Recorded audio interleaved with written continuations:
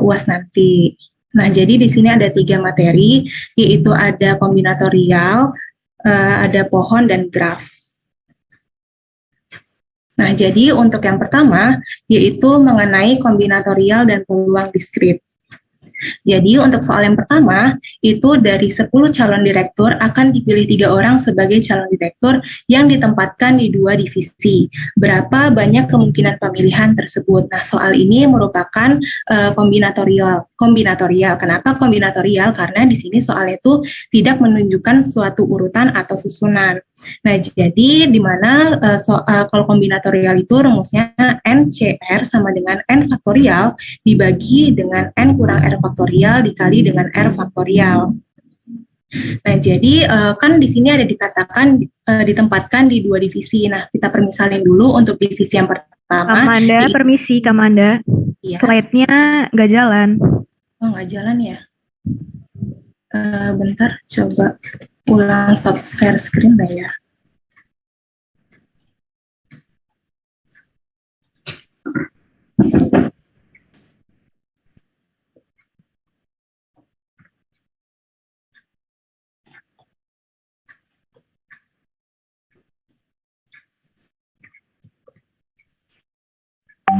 Kalau ini apa sudah bisa bergerak? Aman, Kamanda. Oke, kita ulang lagi ya. Lanjut ke berarti soal yang pertama. Jadi soal pertama itu dari 10 calon direktur akan dipilih 3 orang sebagai direktur yang ditempatkan di 2 divisi. Berapa banyak kemungkinan pemilihan tersebut? Nah, jadi soal ini tuh merupakan soal kombinasi. Nah, kenapa soal kombinasi? Karena dari soal ini itu tidak menunjukkan suatu susunan atau urutan. Nah, jadi kombinasi itu rumusnya NCR sama dengan N faktorial dibagi dengan N kurang R faktorial dikali dengan R faktorial. Nah, kan di sini soalnya itu dikatakan dari 3 calon direktur akan ditempatkan di 2 divisi. Nah, jadi kita permisalkan dulu nih untuk 2 divisinya. Misalkan divisi yang pertama itu kita namain A, divisi yang kedua itu B. Nah, baru kita permisalin nih isi dari masing-masing divisi. Nah, untuk divisi A kita permisalin ditempatin oleh 2 orang, dan untuk divisi B itu ditempatin oleh 1 orang. Nah, baru kita ngerjain satu per satu. Jadi tinggal kita masukin ke dalam rumus. Kita kerjakan dulu yang divisi A dulu ya. Nah, jadi kalau divisi A kan 10C2 nih, di mana 10-nya itu dapat dari 10 calon direktur, berarti 10 faktorial dibagi dengan 10 dikurang 2 faktorial dikali 2 faktorial. Nah, jadi 10 faktorial ini kita jabarin menjadi 10 dikali 9 dikali 8. Nah, kenapa di sini sampai 8 faktorial? Karena kan ini 10 kurang 2 kan menjadi 8 faktorial. Nah, untuk lebih mempermudah nanti kita tinggal coret aja nih 8 faktorialnya. Nah, makanya menjadi 10 dikali 9 dibagi dengan 2 dikali 1. Nah, 2 kali 1 ini didapat dari 2 faktorial. Maka hasilnya itu 45. Nah, setelah kita mendapat dari divisi A, selanjutnya kita mencari dari divisi yang B. Nah, di divisi yang B kan menjadi 10C1 nih. Berarti kita tinggal masukin ke dalam rumusnya, di mana N-nya itu 10 dibagi 10 dikurang 1 dikali 1 faktorial. Nah, baru 10 faktorialnya ini kita jabarin menjadi 10 dikali 9 faktorial. Nah, ini kan ada yang sama nih, makanya kita coret 9 faktorialnya menjadi 10 aja. Nah, jadi hasilnya dari 10C2 itu sama dengan 10. Nah, selanjutnya kan udah dapat nih masing-masing divisinya, berarti tinggal kita tambah aja 45 ditambah 10 sama dengan 55.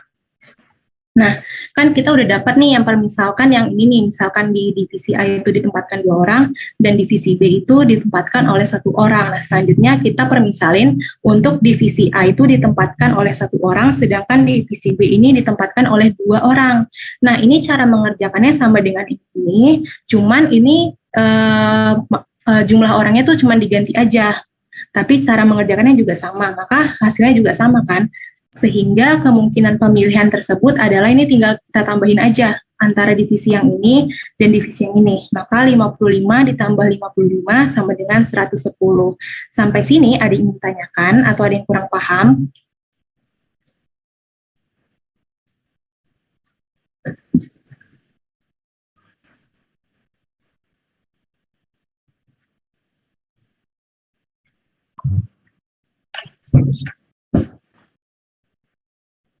Iya. Iyalah. Mau tanya Kak, kalau cara tahu itu bakal ditambah atau dikali dari berapa banyaknya kemungkinan itu gimana ya? Karena Kalau beberapa latihan soal tuh ada yang ujungnya ditambah, ada yang ujungnya dikali. Itu belum ngerti perbedaan. Nah, kalau ditambah itu dia nanti misalkan ada kata-kata dan, sedangkan kalau dikali itu yang itu ada kata-kata atau gitu. Nah, karena kan ini kan menjadi karena dua divisi nih, kemungkinannya itu tinggal tambahin aja gitu. Nah, mungkin kalau yang dikali nanti ada di soal selanjutnya. Baik, terima kasih.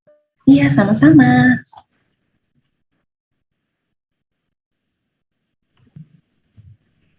Sampai sini ada yang ingin tanyakan?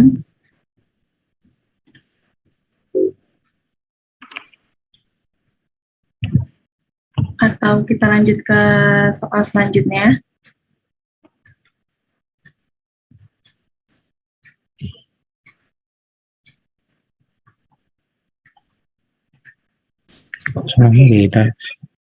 Oke, kita lanjut aja ya ke soal yang nomor 2.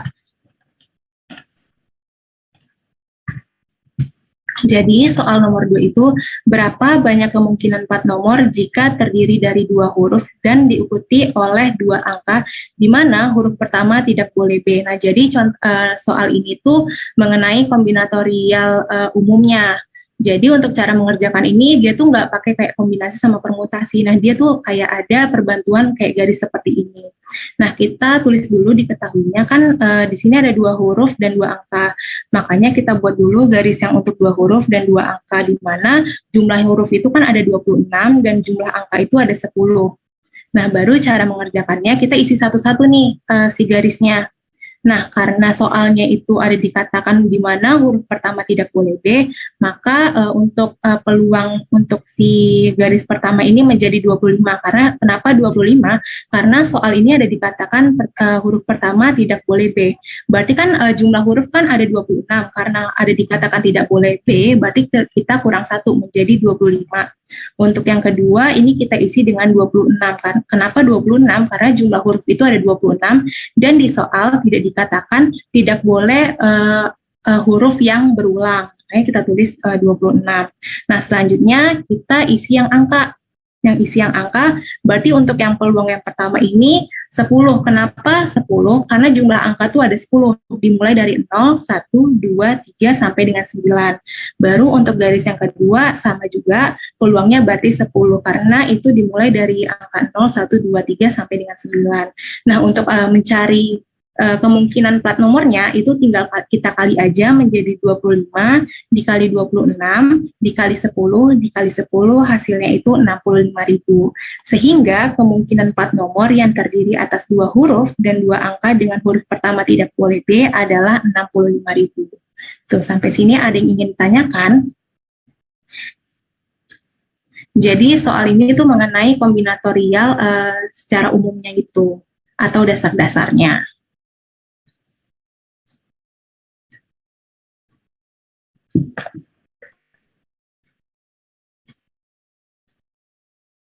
Ada yang ingin tanyakan?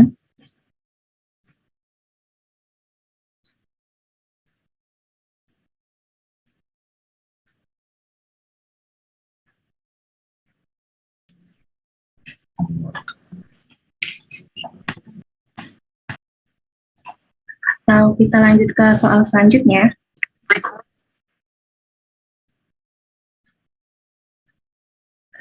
Sepertinya kita lanjut aja dulu ya. Nanti misalkan ada yang ingin tanyakan, boleh di chat aja dulu. Nanti kita bakal bahas bareng-bareng.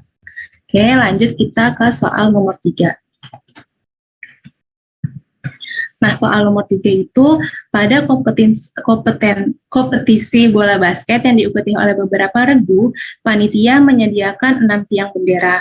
Banyaknya susunan yang berbeda untuk memasang bendera tersebut adalah, nah di sini ada kata-kata susunan. Berarti kalau ada kata-kata susunan, dia termasuk ke dalam soal permutasi. Nah, kalau soal permutasi, dia tuh rumusnya N/R sama dengan N faktorial dibagi N kurang R faktorial. Nah, di sini kan untuk N-nya itu nih, si 6 tiang bendera. Untuk si R-nya itu 6 juga, karena di sini memasang bendera. Berarti kan bendera juga ada 6. Berarti kita tinggal masukin aja di mana N-nya itu 6, dan dibagi N kurang R. Berarti 6 dikurang 6 faktorial. Nah, 6 kurang 6 faktorial itu kan 0 faktorial nih. 0 faktorial itu nilainya 1.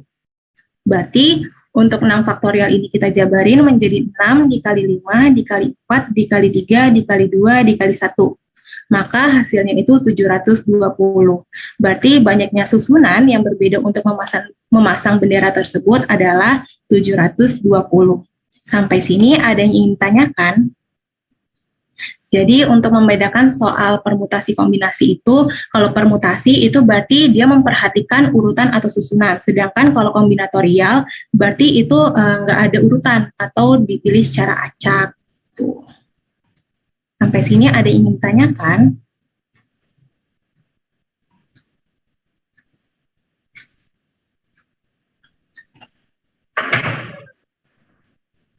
Atau ada yang kurang paham? Apa itu hewan ini? Oke Google, apa itu yang dokumen?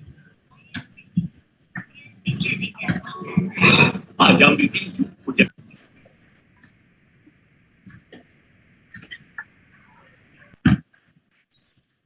Oke, karena belum ada yang ingin tanyakan, kita lanjut aja ya ke soal selanjutnya. Nah, jadi soal selanjutnya akan dibawakan oleh rekan saya.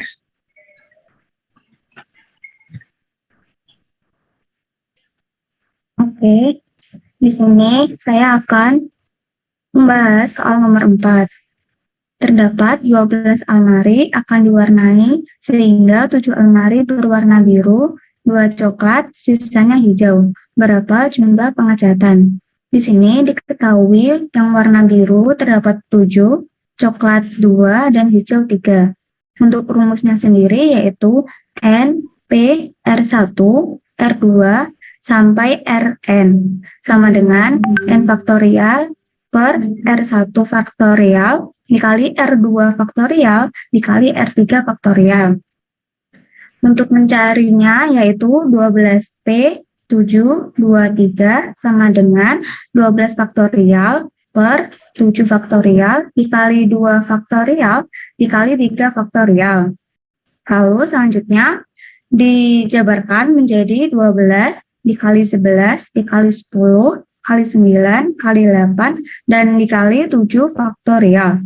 Per 7 faktorial, dikali 2 faktorial, dikali 3 faktorial. Didapatkan yaitu 12 dikali 11, dikali 10, dikali 9, dan dikali 8. Per 7 dikali 1, dikali 3, dikali 2, dan dikali 1. Hasilnya yaitu terdapat 7.920. Di sini apakah ada yang ditanyakan?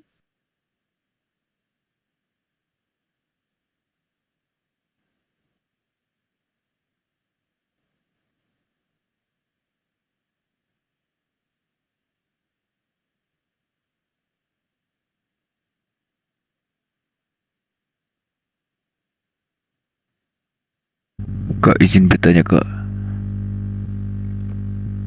Kak, izin bertanya, Kak. Kalau untuk soal seperti ini, itu memang cuma pakai permutasi aja ya, Kak? Soalnya aku tadi tuh ngeliat temen aku ngerjain soal kayak gini pakai kombinasi, Kak.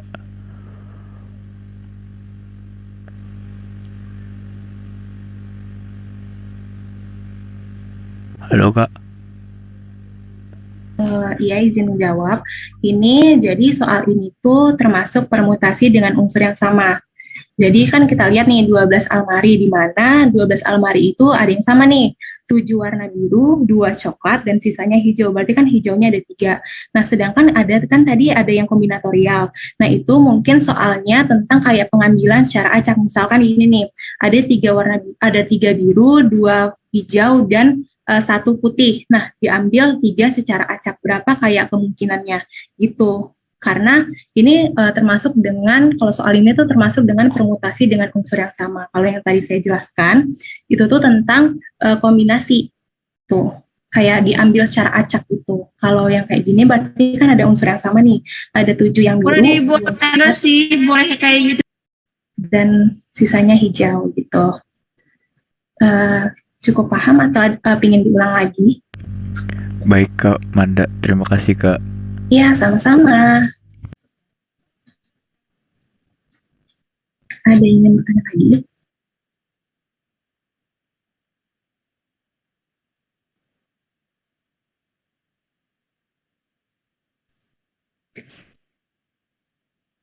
Maaf, tadi ada kendala. Apakah ada yang ditanyakan lagi?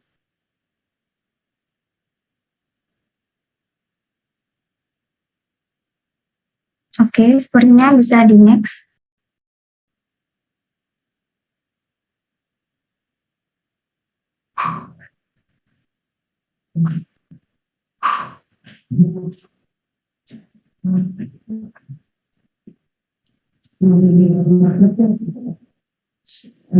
Untuk Kak Manda bisa di next. Oke. Untuk selanjutnya di sini akan membahas mengenai bab graf. Bisa di next. Untuk soal yang kelima yaitu yang A, sebutkan sifat yang dimiliki oleh graf lengkap. Berapakah jumlah sisi yang dimiliki oleh graf lengkap dengan 6 buah simpul? Dan untuk yang pertanyaan B, sebuah graf planar yang terhubung memiliki 12 simpul. Masing-masing simpul memiliki 4 derajat. Berapa wilayah yang dapat terbentuk? Bisa di next.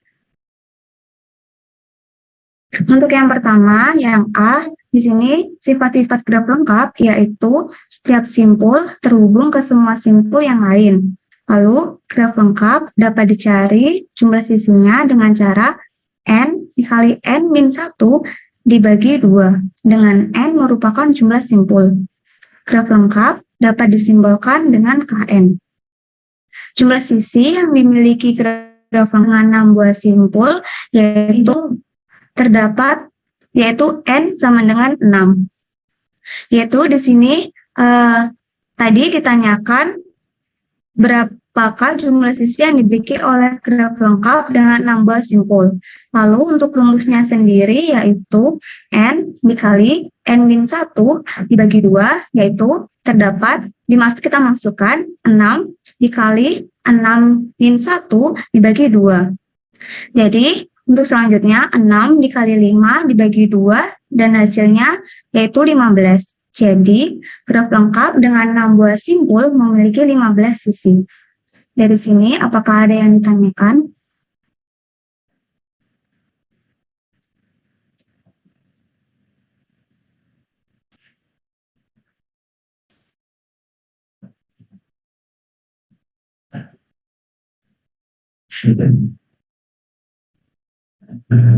Oke, sepertinya cukup jelas, bisa di next. Untuk yang B, yaitu pertanyaannya sebuah graf planar yang terhubung memiliki 12 simpul. Masing-masing simpul memiliki 4 derajat. Berapa wilayah yang dapat terbentuk? Untuk rumusnya sendiri, yaitu kita menggunakan rumus Euler, yaitu N min E plus F sama dengan 2. Diketahui N-nya yaitu jumlah simpul, E jumlah sisi, dan F wilayah. Lalu yang pertama di sini kita mencari jumlah derajat.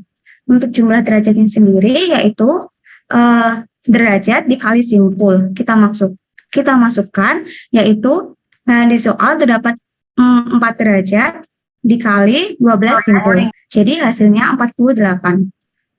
Lalu selanjutnya kita mencari jumlah sisi atau dilambangkan dengan E, yaitu untuk rumusnya sendiri jumlah derajat dibagi 2. Di sini langsung kita masukkan saja terdapat 48 dibagi 2 yaitu 24. Lalu selanjutnya kita masukkan ke dalam rumus yaitu rumusnya N min E plus F sama dengan 2. Lalu kita masukkan N-nya tadi terdapat 12 dikurangi E-nya tadi 24 plus F sama dengan 2. Jadi 12 dikurangi 24 terdapat min 12 ditambah F sama dengan 2. Lalu kita pindah ruas yaitu F sama dengan 14. Jadi wilayah yang terbentuk terdapat 14. Di sini apakah ada yang ditanyakan? Ya, untuk Muhammad Ali. Izin bertanya, untuk jumlah sisinya kan selalu dibagi 2 untuk mencarinya, Kak. Iya, Kak. Iya, benar. Kalau misalkan jumlah sisinya itu ganjil dan dibagi 2, berarti hasilnya koma, itu dilanjutkan juga pengerjaannya. Iya, betul. Oke, terima kasih, Kak. Ya, sama-sama. Yang lain, apakah ada yang ditanyakan?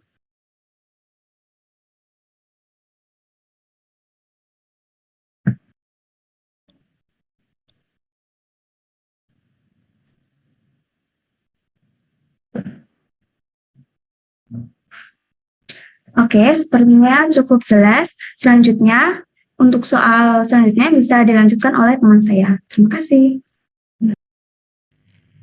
Oke, selanjutnya di sini untuk soal nomor 6, kita akan mengerjakan soal untuk algoritma Wedge-Powell. Nah, algoritma Wedge-Powell ini adalah algoritma pewarnaan graf yang melakukan perwarnaan berdasarkan derajat tertinggi dari simbol-simbolnya. Di sini kita ada graf seperti ini. Langkah pertama untuk mengerjakannya, di sini soalnya kan untuk mewarnai graf 2 dan tentukan bilangan kromatiknya. Di sini kita mau menentukan bilangan kromatiknya menggunakan Wedge-Powell. Nah, pertama-tama yang kita lakukan itu adalah menentukan salah satu simpul dengan berderajat tertinggi. Nah, di sini kita temukan dengan derajat tertingginya adalah V2 dengan 4. Nah, selanjutnya kita cari kalau udah ketemu 4 itu kita warnain dulu. Misal di sini V2-nya kita warnain dulu dengan simbol A. Lalu ketika udah diwarnain, kita tentukan juga salah satu simpul yang tidak bertangga dengan simbol derajat tertinggi tadi. Nah, karena V2 ini bertangga dengan semuanya, jadi kita lanjut lagi mencari derajat tertinggi selanjutnya. Di sini kita temuin ada V1 dengan 3 derajatnya. Lalu kita warnai dulu dengan simbolnya adalah B di situ. Lalu kita tentuin simpul mana yang tidak bertangga dengan V1. Nah, di sini kita temuin yang tidak bertangga dengan V1 itu adalah V4. Nah, jadi V4 itu kita warnain sama seperti V1. Karena udah tidak ada lagi, lanjut kita cari derajat tertinggi selanjutnya. Nah, di sini ketemu V3. V3 dengan derajatnya adalah 3. Kita warnai dulu dengan C. Lalu selanjutnya kita cari simpul yang tidak bertangga dengan V3, yaitu V5. Lalu kita warnain sama dengan V3. Jadi bilangan kromatiknya dari graf tersebut adalah 3. Sampai sini ada yang ditanyakan?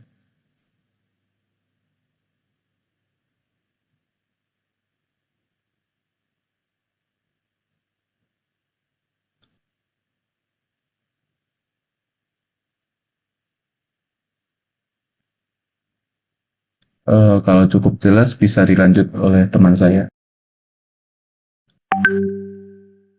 Kak, maaf Kak, sebentar untuk bilangan kromatik tadi apanya Kak, bilangan apanya? Jadi kita tadi kan mewarnainya pakai simbol A, B, C. Nah, itu kan ada 3 kan. Jadi penentuan bilangan kromatiknya itu dari banyaknya itu, colornya yang kita tentuin tadi. Oh, sudah, terima kasih. Oke, sama-sama. Yang lain?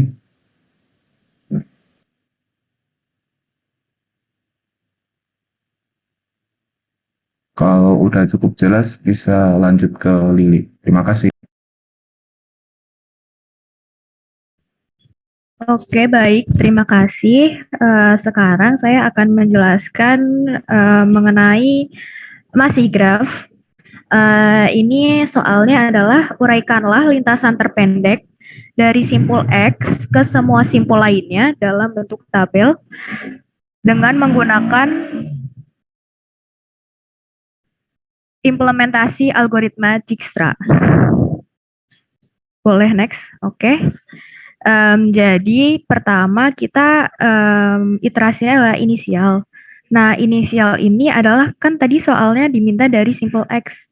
Nah, berarti kita lihat nih simpul X ini ke semua simpul yang diminta apakah ada yang langsung. Jadi pertama X ke U karena tidak ada yang langsung kita strip aja, kemudian X ke V X ke V jaraknya adalah 225, X ke W jaraknya 250, dan X ke dirinya sendiri itu adalah 0, kemudian X ke Y 200, dan X ke Z adalah 50. Nah, selanjutnya untuk iterasi yang pertama, kita pilih simpul X sebagai simpul awal. Nah, lintasannya juga diisi dengan X karena kita belum melewati lintasan manapun selain X.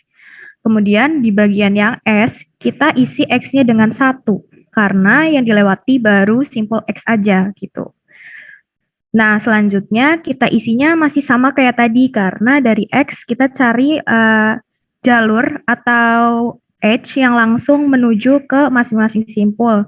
Nah, X ke U kan nggak ada, jadi kita strip. Kemudian X ke V masih sama 255. 225. Kemudian X ke W 250. X ke X-nya kita strip. Kemudian X ke Y-nya kita bisa lihat ini 200. X ke Z-nya adalah 50. Nah, selanjutnya di iterasi yang kedua, kita cari simpul yang jaraknya paling dekat dengan simpul X.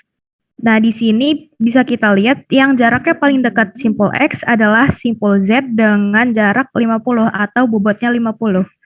Jadi kita pilih simpul Z, kemudian untuk lintasannya kita tulis XZ. Jadi kita melewati simpul X kemudian ke Z. Nah, untuk di bagian S-nya kita isi X1 dan Z-nya juga 1 karena kita melewati dua simpul tersebut. Kemudian untuk di D-nya kita lihat dari X ke Z ke V apakah bisa bisa kita lihat dari X ke Z ke V itu kan harus melalui X lagi ya.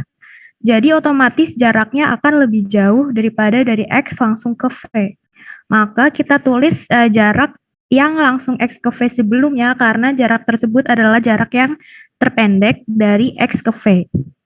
Kita tulis 225, kemudian selanjutnya lanjut dari X ke W melalui Z. Jadi kita lihat X ke Z ke W, apakah bisa? Ini nggak bisa juga ya teman-teman, karena kalau X ke Z ke W berarti kita harus melewati X lagi.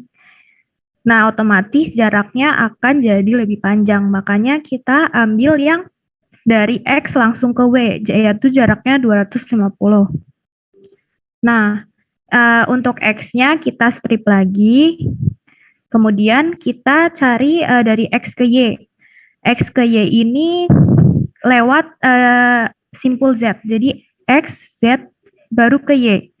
Kita lihat X ke Z 50, Z ke Y itu 75. Jadi totalnya adalah 125. Nah, karena jarak dari X ke Y melalui Z ini lebih pendek daripada jarak dari X langsung ke Y, maka kita ambil jarak terpendeknya yaitu XZY dengan bobot 125. Kita tuliskan di tabelnya.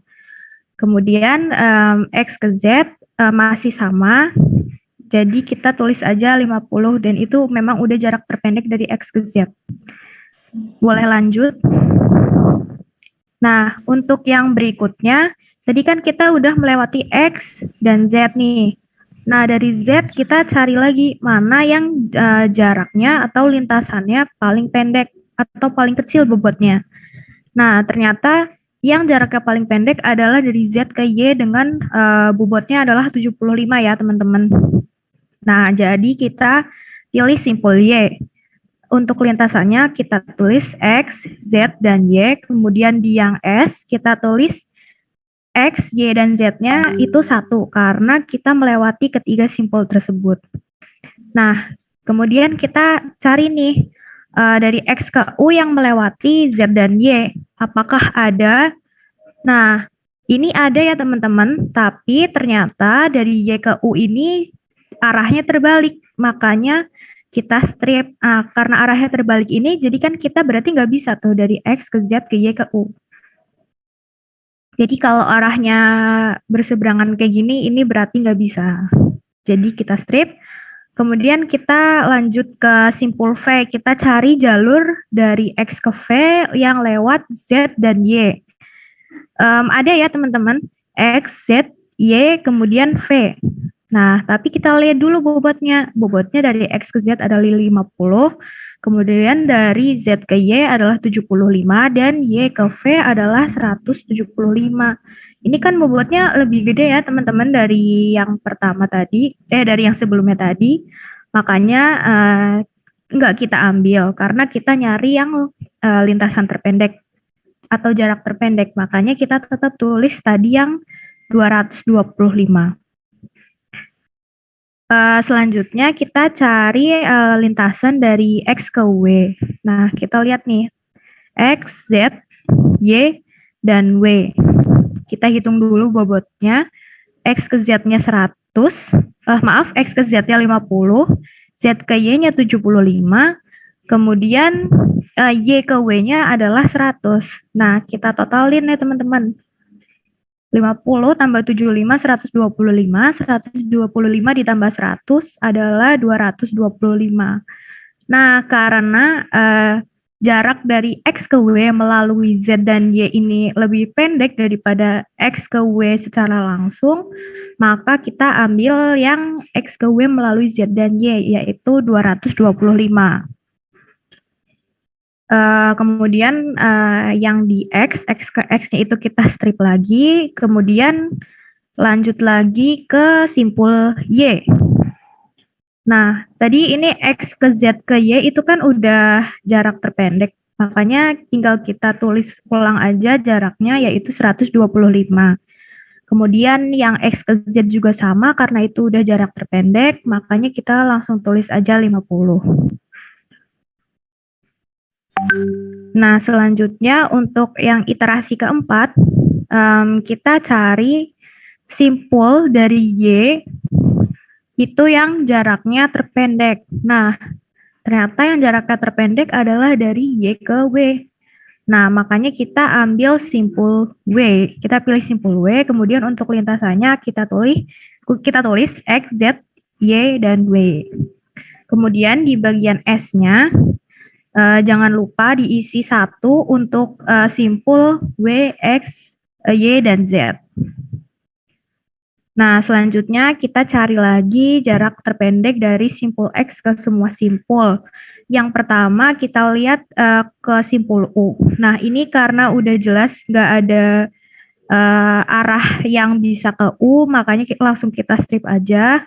Terus kemudian kita lihat yang X, Z, Y, dan W menuju ke V. Nah, ini jaraknya lebih panjang. Makanya kita tulis aja yang sebelumnya, yaitu 225. Karena ini jaraknya lebih pendek ya teman-teman. Kemudian selanjutnya kita cari X ke W melalui Z dan Y.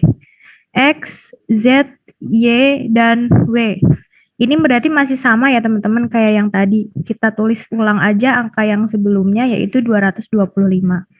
Kemudian X ke X kita strip, kemudian X ke Y melalui Z, Y, dan W, berarti ini masih sama ya teman-teman kayak tadi. Karena yang terpendek adalah X, Z, Y 125, maka kita tulis ulang aja 125. Dan hal yang sama juga berlaku untuk dari X ke Z, yaitu 50. Nah, selanjutnya, kita kan udah sampai W nih tadi. Kita lihat lagi nih, mana yang jaraknya paling pendek nih dari W ke simpul lain. Nah, kita dapatkan simpulnya adalah V dengan bobot itu 50. Nah, kemudian kita lihat dari X ke V, itu jaraknya 225. Terus kita bandingin sama kalau misalkan kita lewat jalur yang udah kita bikin dari awal, dari X ke Z, ke Y, kemudian ke W, baru ke V. Nah, berapa tuh jaraknya? 50 ditambah 75, 125. 125 ditambah 100, 225. 225 ditambah 50 hasilnya adalah 275. Nah, berarti jaraknya jadi lebih jauh ya teman-teman. Makanya kita ambil dari X langsung ke V, yaitu 225. Dan jangan lupa di S-nya kita isi 1 untuk simpul V, W, X, Y, dan Z. Dan untuk simpul lain dari X ini kita tinggal tulis ulang aja jaraknya sama seperti yang di atas karena jarak-jarak tersebut merupakan jarak terpendek. Nah, untuk soal ini udah selesai ya teman-teman. Jadi cara ngerjainnya seperti itu. Apakah ada yang ingin ditanyakan?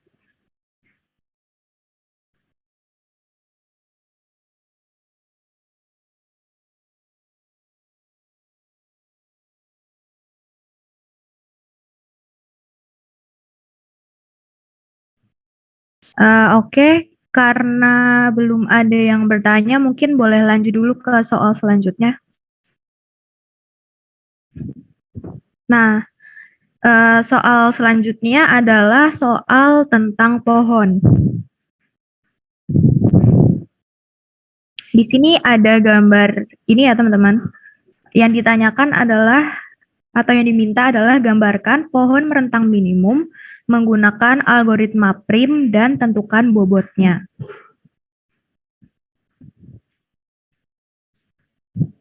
Oke, jadi yang pertama harus kita lakuin untuk cari pohon merentang minimum pakai algoritma prim, kita buat dulu tabelnya. Yang pertama ada langkah, sisi, bobot, dan untuk gambar pohon merentangnya. Nah, langkah pertama kita pilih nih salah satu simpul. Di sini saya pilih simpul A. Kemudian untuk sisinya adalah dari A ke D karena A ke D merupakan salah satu bobot yang paling kecil yaitu 5. Nah, kita tulis sisinya A, D, kemudian bobotnya 5, lalu kita gambarkan sisi A ke D-nya. Kemudian langkah kedua kita lihat nih dari simpul A dan simpul D, mana yang edge-nya menuju simpul lain itu yang bobotnya paling kecil. Nah, ternyata yang bobotnya paling kecil adalah sisi DF dengan bobot 6. Jadi kita pilih sisi DF, kemudian kita gambarkan lagi sisi DF-nya satu persatu kayak gini ya teman-teman. AD, kemudian DF-nya juga digambar. Nah, kemudian selanjutnya kita lihat lagi nih dari sisi yang terbuka tadi, dari simpul yang terbuka, simpul A, D, dan F, kita lihat nih mana yang jaraknya ini atau bobotnya paling kecil. Nah,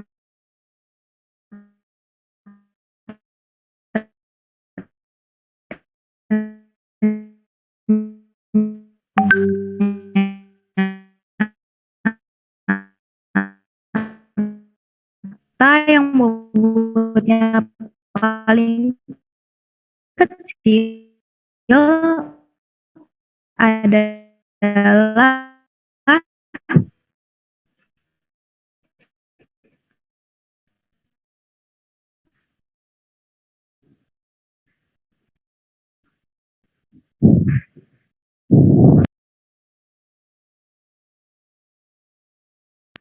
Oke, halo. Apakah suara saya terdengar? Sudah. Oke. Boleh dilanjut ya.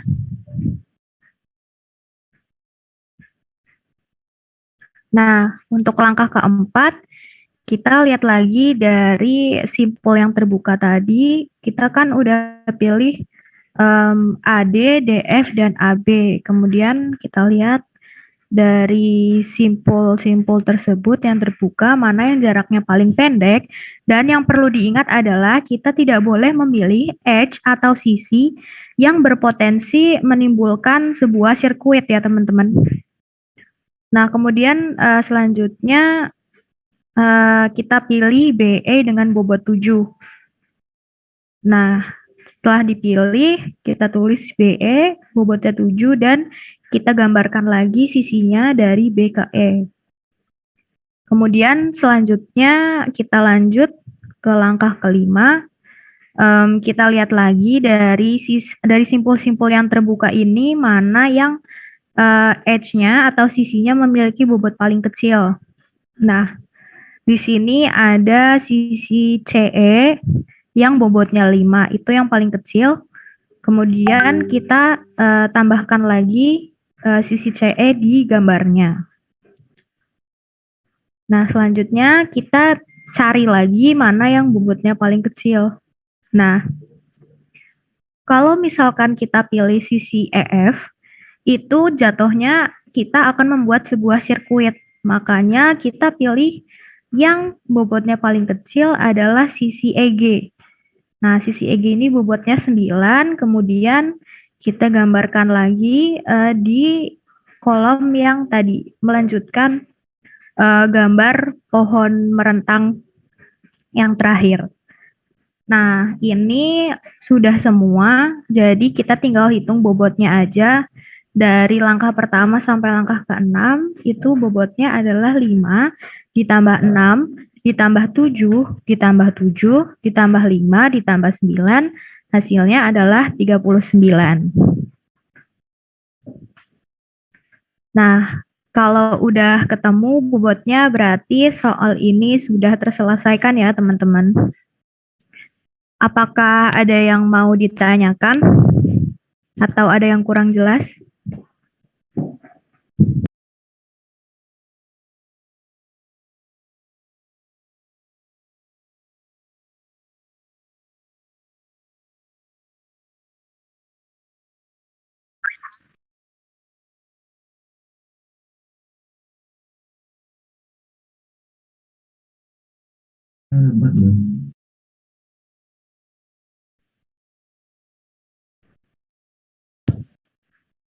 Gimana teman-teman? Atau teman-teman mau nanya dari soal yang pertama itu juga boleh ya teman-teman.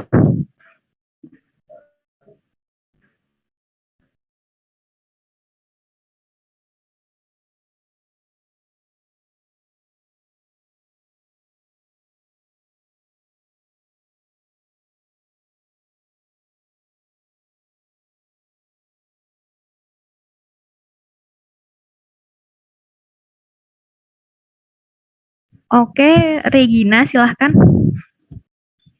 Kak, izin bertanya Kak, untuk yang nomor 1 tadi Kak, itu tadi kenapa ya 55 ditambah 55? Nah, yang itu. Oke, mungkin boleh dijawab Kak Manda. Kan di sini dibilang ditempatkan di 2 divisi untuk 3 calon direktur nih. Nah, kita permisalin, misalkan 2 orang calon itu diletakin di divisi A dan satu laginya di divisi B.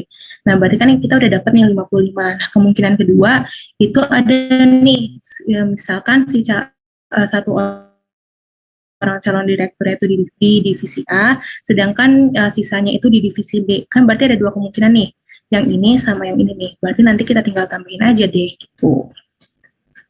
Sampai sini apa sudah cukup jelas? Oke Kak, jelas. Terima kasih Kak. Ya, sama-sama.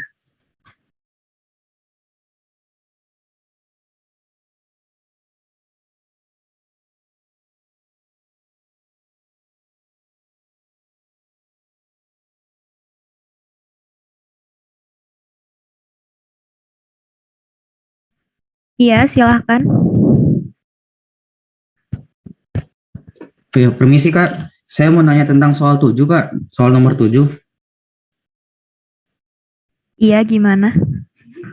Ke ini jawabannya. Ini kan di gambarnya X ke V itu kan 225 ya. Tapi kenapa di sininya 255 Kak? Di tabelnya itu. Maaf ya teman-teman, ini ternyata di tabelnya kita ada kesalahan penulisan. Jadi yang benar itu 225 ya teman-teman, karena kita mengikuti gambar yang ada di soal. Gimana? Udah terjawab? Oh iya Kak, terima kasih Kak. Ya, sama-sama.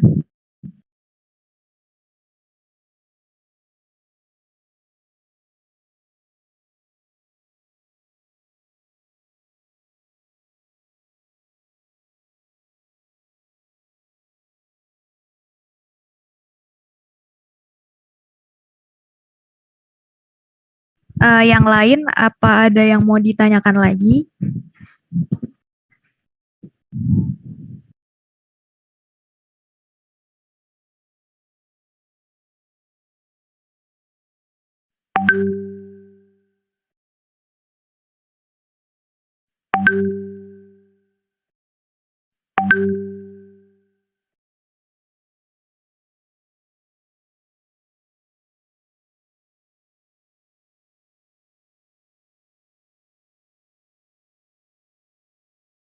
Iya, silahkan Dea.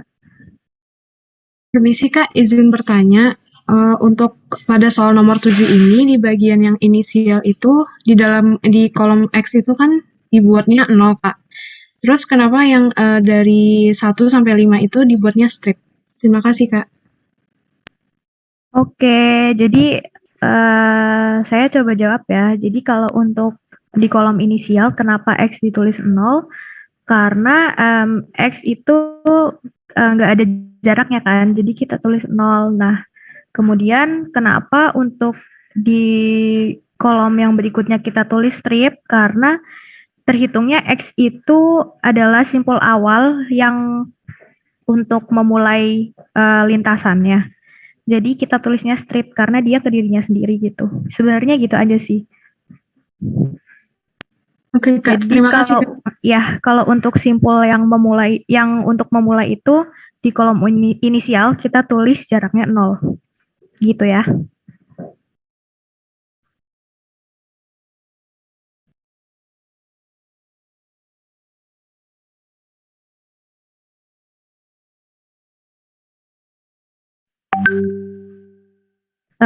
Baik teman-teman, apakah ada yang ingin ditanyakan lagi?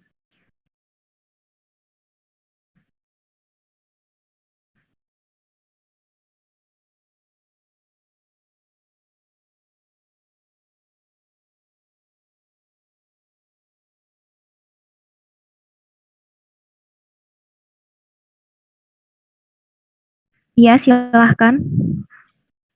Maaf Kak, izin bertanya. Kak, untuk yang X yang coffee itu kan kan tinggal satu ya, tinggal coffee. Kak, kenapa nggak ngelanjutin dari yang atas aja? Jadi X, Z, Y, W, terus coffee. Kenapa dari X langsung coffee ya, Kak? Terima kasih.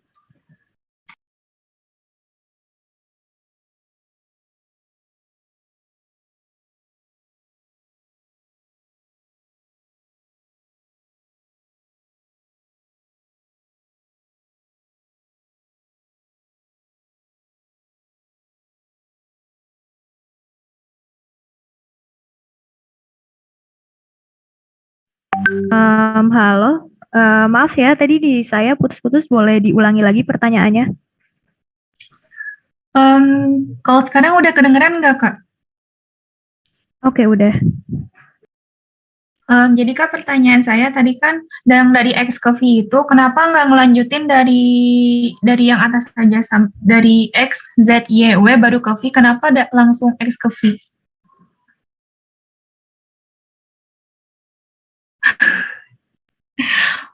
Oke, saya coba jawab ya. Ini ternyata setelah saya review lagi, ternyata memang harusnya ditulisnya adalah dari X, Z, Y, W, dan V ya teman-teman. Jadi ini mungkin teman-teman kalau sambil nyatet boleh sambil direvisi, kayak yang tadi ada kesalahan 225 jadi 255. Kemudian di lintasan ini harusnya memang X, Z, Y, W, dan V ya teman-teman.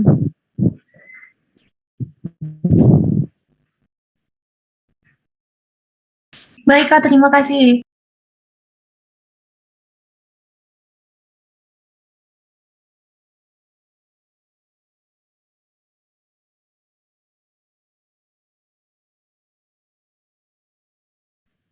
Oke, teman-teman lain, apakah masih ada yang ingin ditanyakan?